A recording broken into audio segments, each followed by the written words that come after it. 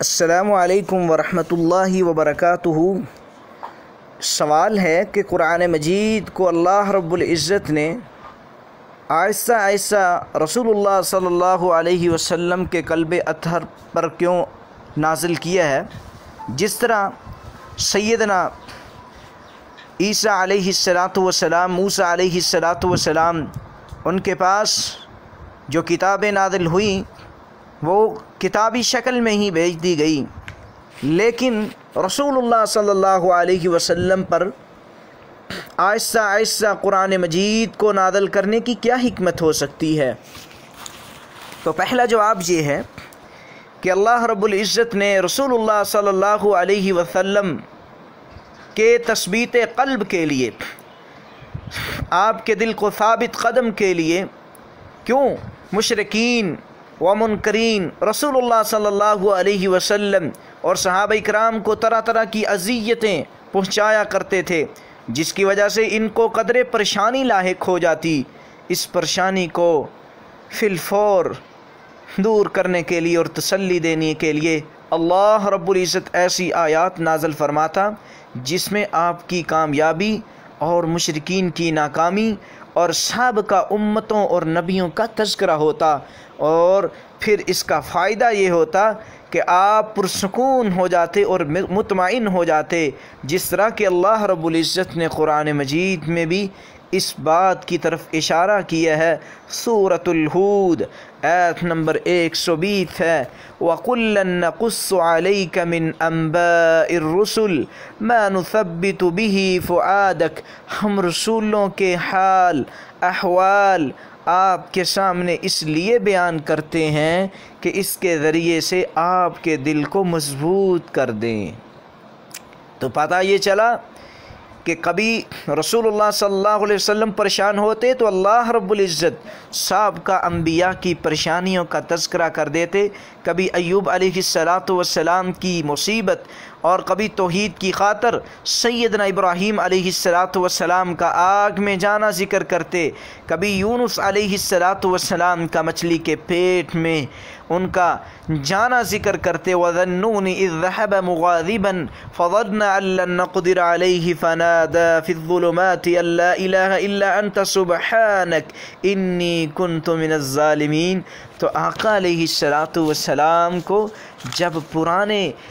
جو گزر چکے انبیاء ان کے حالات جب معلوم ہوتے تو آقا علیہ السلام کا دل جو ہے وہ مضبوط ہو جاتا، تسلی میں آ جاتے۔ اور نمبر 2، کبھی اللہ رب العزت قرآن مجید کو آہستہ آہستہ نازل کرنے کی دوسری حکمت منکرین کے اعتراض کا فی الفور جواب دینے کے لیے، کیونکہ مخالفین آئے دن نئے نئے اعتراضات و سوالات کرتے رہتے تھے، تو جن آیات میں ان کا جواب تھا تو ان کا نزول اس وقت ہی مناسب تھا کہ جب وہ سوال کیے گئے اور جب رسول اللہ صلی اللہ علیہ وسلم سے اعتراض کیا، اور اسی لیے تو سورۃ الفرقان کی آیت نمبر 33 میں اللہ رب العزت نے فرمایا وَلَا يَأْتُونَكَ بِمَثَلٍ إِلَّا جِئْنَاكَ بِالْحَقِّ وَأَحْسَنَ تَفْسِيرًا،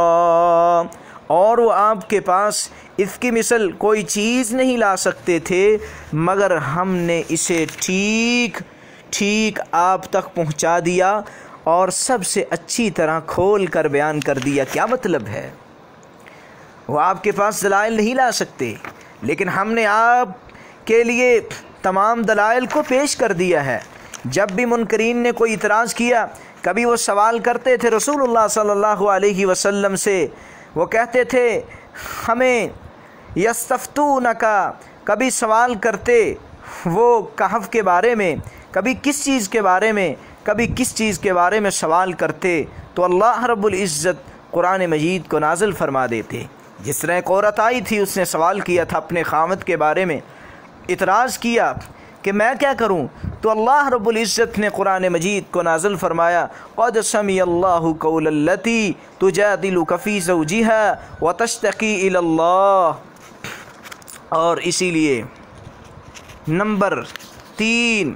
قرآن مجید کو آہستہ آہستہ نازل کرنے کا حفظ مضبوط ہو جائے اور قرآن مجید کو سمجھنے میں آسانی ہو۔ کیوں؟ قرآن کریم کا نزول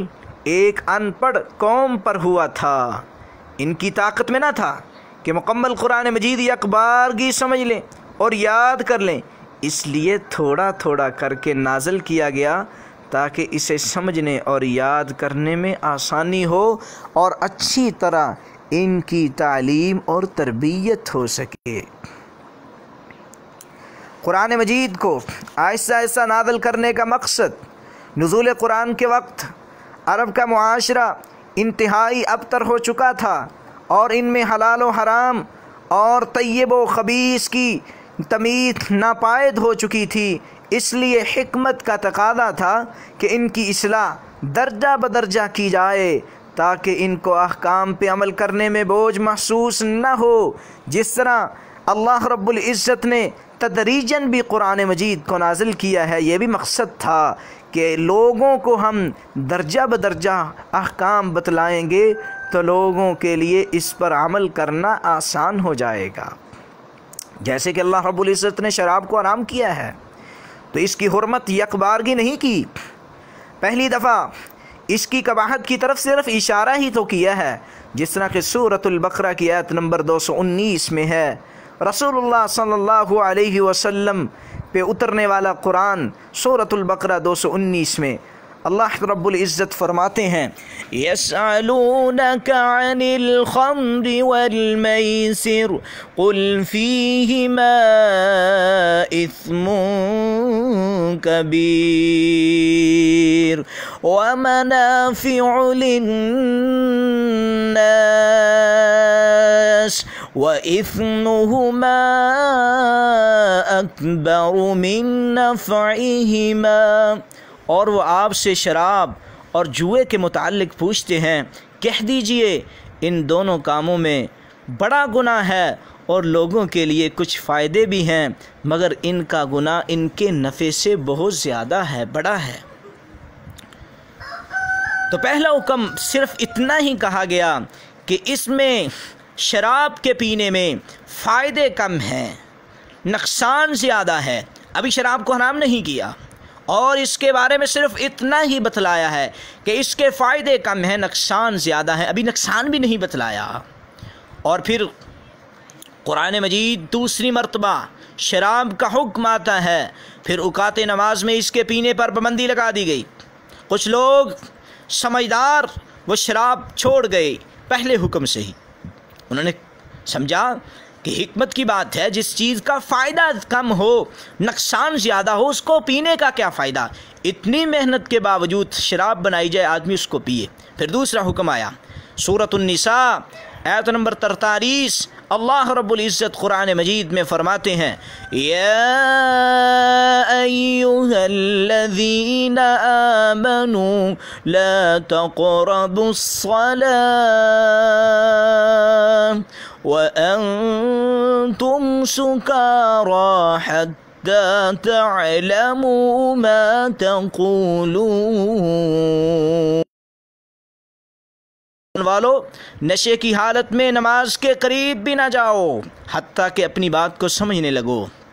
لوگوں نے کہا فجر کے بعد شراب پئیں گے تو کیا ہوگا، ہم کام کاج نہیں کر سکتے، ظہر کے بعد پئیں گے تو عصر کی نماز چلی جائے گی، فجر کے بعد بھی چھوڑ گئے، ظہر کے بعد بھی شراب کو پینا چھوڑ گئے، عصر کے بعد بھی انہوں نے کہا مغرب کی نماز رہ جائے گی، مغرب کے بعد بھی شراب نہیں کہ عشاء کی نماز رہ جائے گی، عشاء کے بعد انہوں نے کہا اب تو شراب پینے کا فائدہ ہی کیا ہے، رات تو ہم نے سونا ہی ہے۔ تو کتنے لوگ شراب کو چھوڑ گئے، پھر بھی کئی لوگ پیا کرتے تھے۔ پھر تیسرا مرحلہ قرآن مجید سورۃ المائدہ آیت نمبر 90 ہے، اللہ رب العزت فرماتے ہیں، یا ایھا الذین آمنوا انما الخمر والمیسر والانصاب والازلام رجس من عمل الشیطان فاجتنبوه۔ بات یہی ہے کہ شراب اور جوا بت، یہ قرہ اندازی کے تیر، یہ سب گندے اور شیطانی کام ہیں، لہذا ان سے بالکل الگ رہو۔ اب شراب کو تیسرے مرحلے میں اللہ رب العزت نے بالکل حرام کر دیا۔ اور جو لوگ پیتے تھے، جب صحابہ کرام نے یہ آیت سنی، کئی ایسے صحابہ بھی تھے جنہوں نے شراب کے مٹکے اپنے منہ کے ساتھ لگائے ہوئے تھے، اور کہ جنہوں نے